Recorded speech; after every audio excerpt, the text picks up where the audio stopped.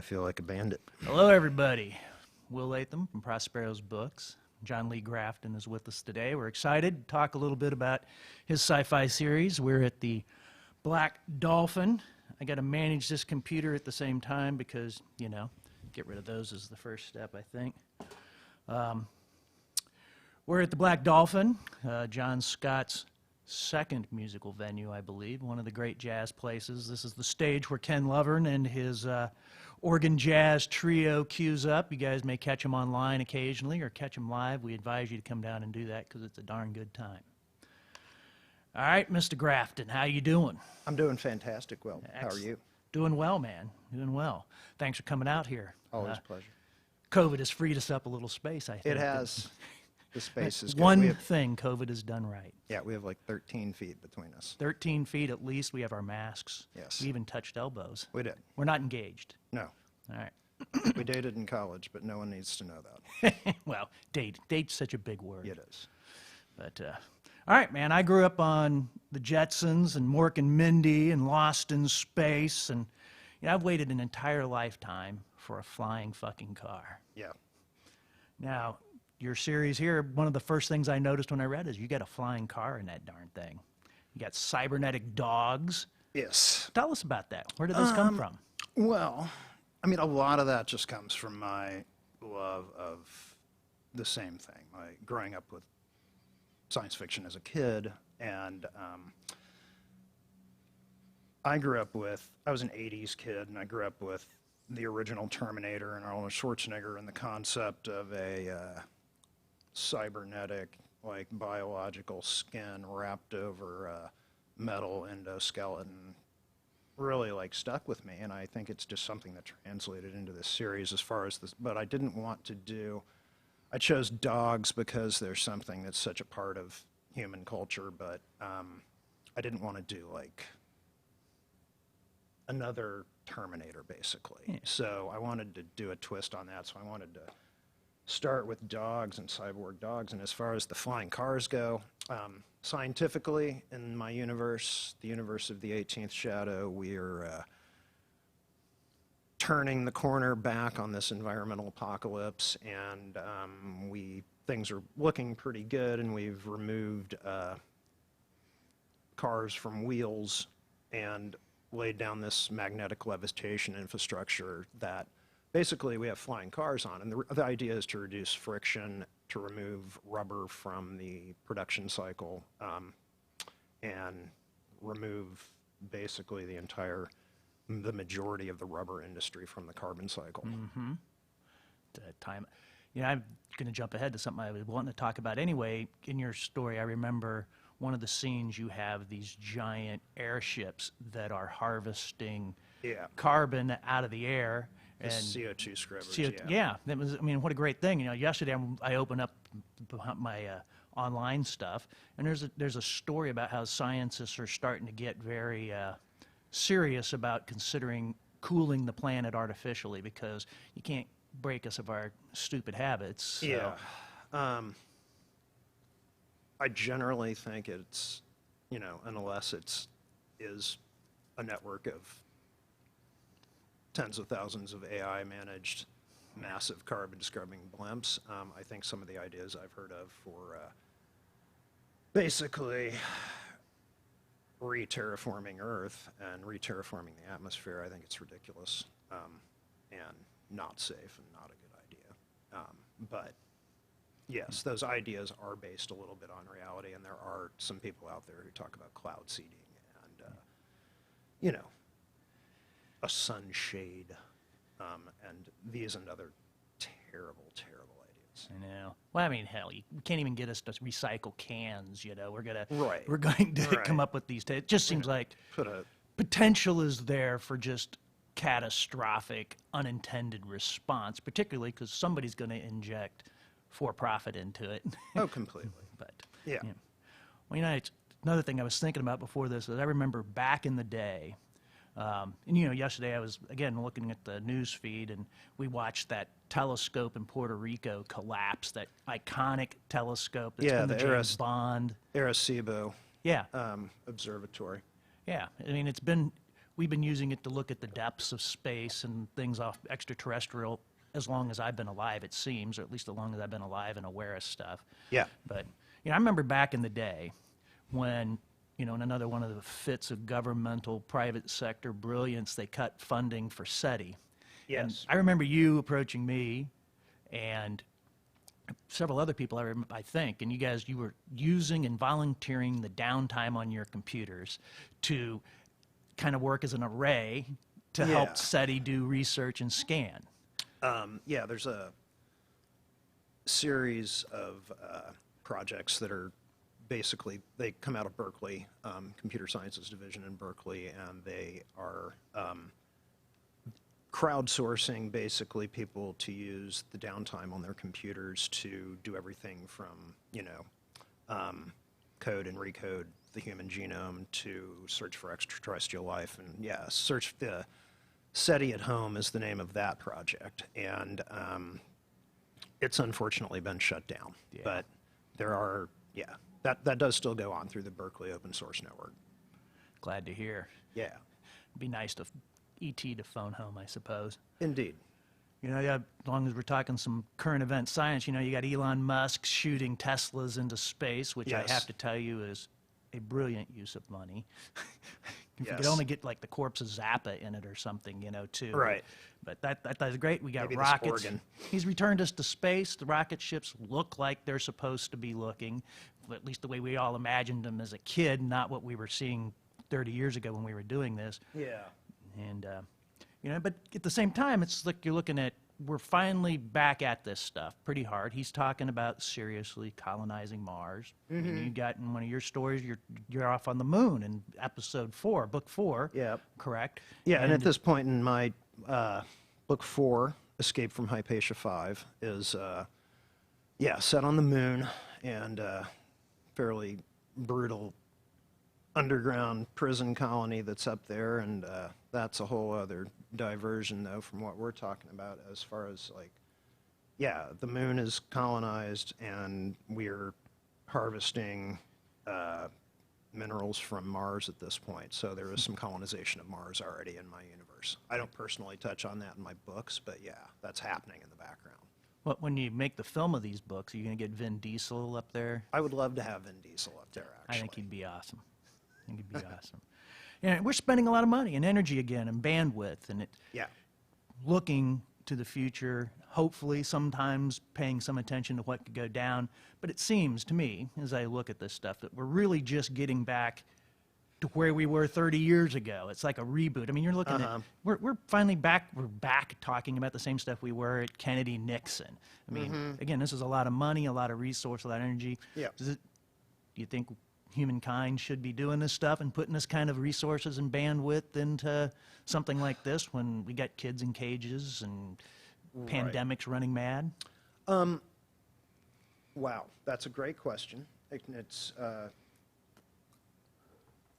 existential and grand in scope, but I guess I'll condense my answer and say that I think NASA is a fundamental necessity, as are all science-based divisions of the federal government, whether they are the CDC or the FDA or NASA. All of these organizations were originally founded and based upon, science and the empirical process. So I really believe there's a lot of value, particularly for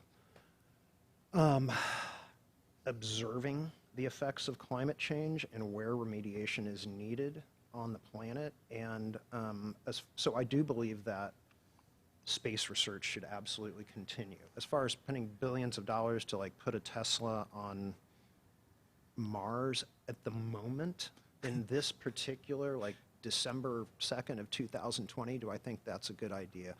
Probably not. I think we do have indeed some other more basic, how do I put it, ignorance issues facing our collective species at the moment, and I think that the answers to our environmental issues are very simple to address, but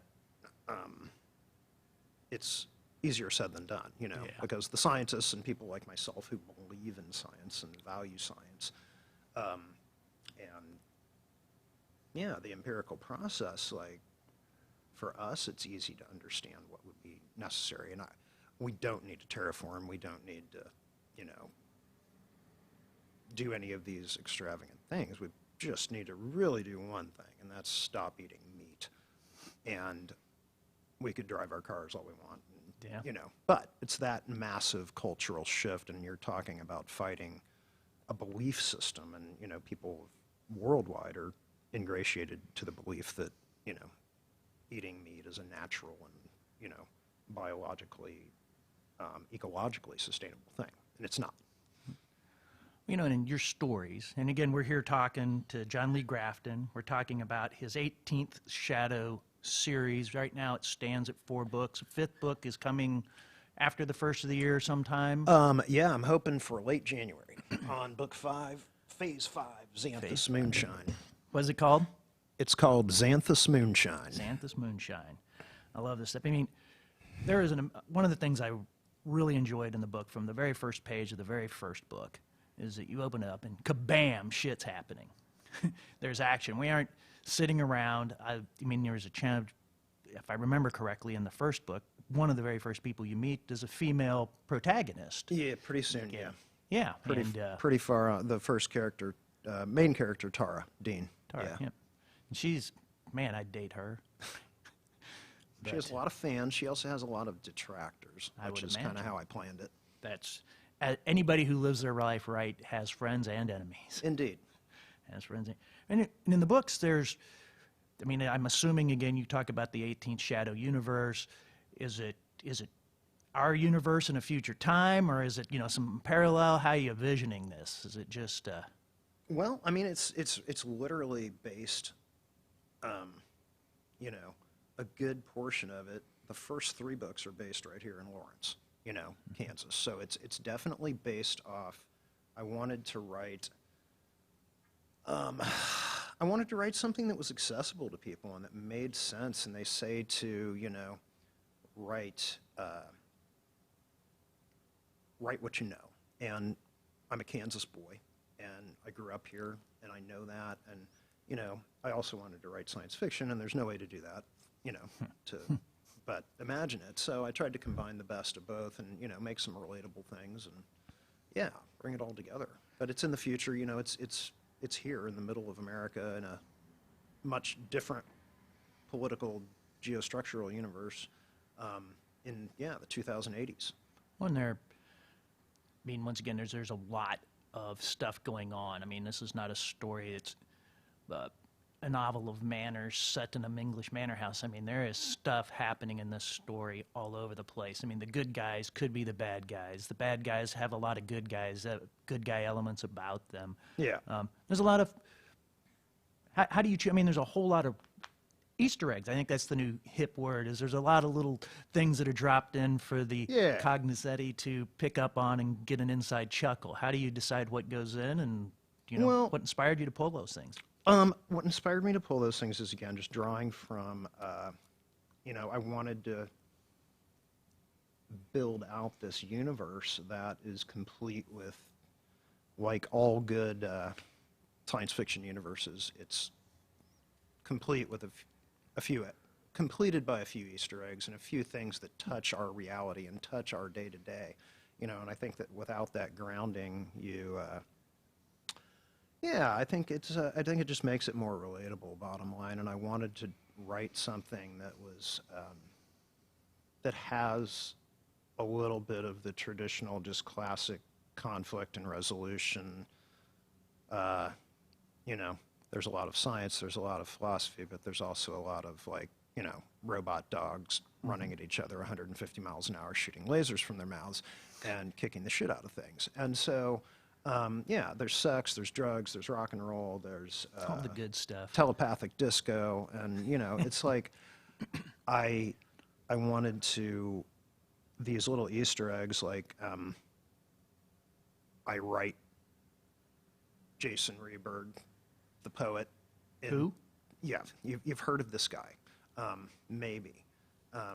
He's he gets around. Mostly known for his sense of fashion, but he's a real life person who I have written into the future, and he would deny it, but he is in the books, and there are real life places, buildings, banks in Lawrence, historical structures, alleyways that actually exist, coffee shops that are coffee shops.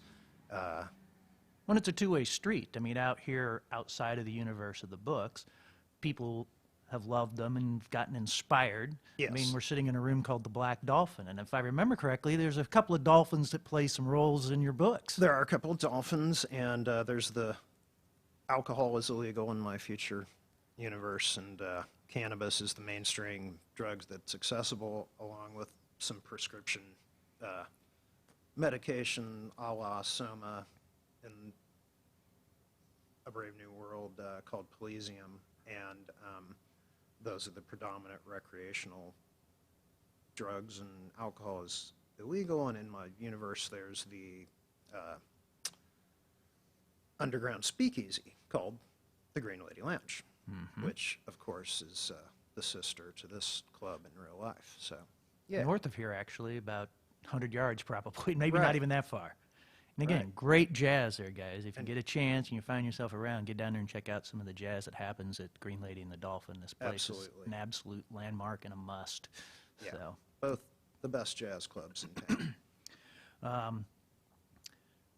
now, some of your earlier work, I know you've talked about, we've been talking primarily about your science fiction work here, but I first came to know you. You were a poet. We were doing some open mic stuff. Yeah. You also did some short fiction back then. One of my single favorite short stories came out of that, and we've even been talking about trying to give that one a spot in an anthology coming up. Yep.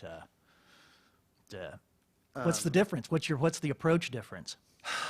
God. I think I grew up, and I think that a lot of growing up,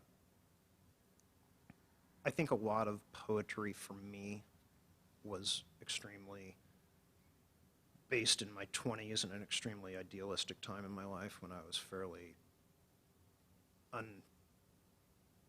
unsuccessfully, I was self-involved, I was idealistic, and it was, I think a lot of my poetry was kind of metaphorical masturbation of the self and the ego and the figuring it out, and it was kind of like, it's not enough to figure it out, I had to write it out and show everyone. And it's like moving into the world of science fiction has I think opened me up to, I've always liked prose, I've always liked the ability to weave a little poetry into prose, but yeah, I think I really, to be completely honest, got into poetry to meet girls. Yeah. And it was like, hey, the poetry reading and the party, and at Prospero's back in the day, the poetry reading was kind of like, it was like going to a little festival of, and I happened to be able to string some words together, but, I don't know if I really believed any of it. But I believe my science fiction a lot more than I believe my poetry, because it's like, yeah, it's, I don't know, it's just, I like, as an adult, I'll say, or a more adulting adult, I like being without the restrictions of poetry. And I know everyone's like, oh, poetry's so free, and you don't have to put a comma, and you can break it up, and there's a stanza, and there's rhythm, and there doesn't have to, I find poetry, just by definition of the word, and I'm sure that's a subjective experience, but I find it to be a limiting genre. When we were practicing it was a lot more about something live in a room, which Yeah, was therapy totally. It was and like a show. performance, and It was, yeah, and again, it was- it was getting laid and hanging out with your friends, and Yes. having a good time, which are all valuable and good things. But Indeed. all right, I think I'm going to wrap up our little time. Thank you again for coming out on a cold Thank December you. morning. But I have one more question. And it goes to a lot of this because I too am attracted and have always been attracted to speculative fiction in all kinds of its forms, magical realism, sci-fi. Many people just say fiction is speculative. That's why it's not. We're making it up. But you turn around all day today, we're in the middle of, 15, 20 days of denying empirical facts in an election. There is so much fake news around us. In the strangest Orwellian twist, the second somebody starts screaming fake news, it's almost the guarantee that's the stuff that's true, and the other stuff. So it's opposite day from Orwell. Yeah. But what is the role? What do you think we have a role for speculative fiction and sci-fi in modern culture? I think that, like any genre, science fiction can be co-opted, kind of like religion, and made into this movable feast of whatever the hell you want it to be. It can be, burning gasoline is great, and there's actually like pro-global warming, self-published stuff out there, and I just, of course it's tragically bad, but yeah, I think the role of anyone who is really into science fiction and really is dedicated to preserving the integrity of the genre of science fiction owes empirical true science and true physics and true quantum mechanics and the true biostructural engineers who are out there trying to combine nanotechnology with biological cells that is going on today, and the people who are seeking to create cold fusion. For instance, those scientists who are out there working, let alone the doctors and nurses who are, on the front lines of this COVID pandemic, who are dealing with people in, say, South Dakota. There's people literally on their deathbeds. This nurse did an interview, and people are going to their deaths denying, it must be something else killing me. They're like, well, no, you're dying of COVID-19. They're like, no, I'm not. Fox News said I'm not. And it's like, that gets into a whole other, issue. And I think, what we're dealing with in terms of the denial of reality is, it's what Joseph Campbell talked about in The Power of Myth, and that mythology, belief, that, and the convenience of belief is what Trump has interjected into the American cultural conversation. And he's injected a belief that is based on, it's based on fantasy, but that fantasy is a much more palatable thing to accept than the cold, hard truth of the fact that the planet's on fire and we're all, theoretically going to be dead within 100 years and our children aren't going to make it. That's and I, may need to get an electric SUV instead of a gas SUV. That's a, stop eating steak. It's a tough thing for people to just get their little monkey brains around. And so, it's like, yeah, that's what has to be changed. And so I think it's the role of anyone in speculative fiction to, create and take things beyond the normal parameters of what's possible. That's the beauty of science fiction, is flying cars and dogs and dolphins that talk and, telepathy and all this stuff. But yeah, I think within that needs to be a guided discourse and respect back to science itself and real science. Well, and as a closing thought in this is that we're talking about very hard empirical things here, and this underpins the story. And we're talking about a culture that a whole group of people have chosen to live in a fantasy world. That's where they're living and what they think is real. But I think it's important. These are stories, baby, and they're just enjoyable stories. And there is nothing wrong with some good old escape and entertainment. And I'm going to tell you, that's what the initial pass through when I read them the first time was that's what I took out of this, is that it's like, man, what a yarn. God, I'm come sliding in sideways. I'm having a great time. Shit. Again, dogs with laser eyes and flying cars and bootlegging. Strange bootlegging, but a great way of even looking at it. But it's a story. It is a great story. Just gripping again, it's from when it starts to when it ends in the first trilogy. And I haven't gotten to the end of the second trilogy because it isn't out yet. But the end of the first trilogy, it was just a great read. It's good, fun, entertainment to get us out of some of this stuff and take our minds off of it. So those of us who are living here in the real world, we can escape and leave the people who are wanting to live in their fantasy, I guess. True, But- true. John Lee Grafton, thank you very much for coming out here again. Thanks you. to John Scott and the Black Dolphin for letting us commandeer their stage for a day. And Ken Lovern and the Oregon Jazz Trio for letting me sit behind Ken's big organ. Exactly. If you can, I don't know what the cameras are showing. We got drums and stuff. When we get done, we're going to jam, folks. That's what we're going to. But we were here today talking with John Lee Grafton. His series is the 18th Shadow, And you can visit my website, johnleegraftonbooks.com. please, and you can order it online. Yep. Available Amazon and the usual places. All through the website, Yep. johnleegraftonbooks.com. Excellent. And if you're a tactile person, pop over to Prospero's Books. We have a stack of them, though I keep having to reorder them because they keep selling out. You're the only reseller of the physical books anywhere in the universe besides Amazon. So Thank you. All right. Well, That's the thank you only all. place to get 'em. Thanks, everybody. Thank you. John Lee, peace. Peace.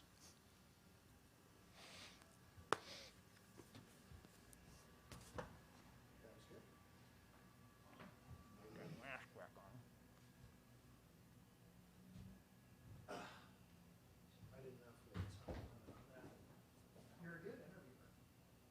Good guy,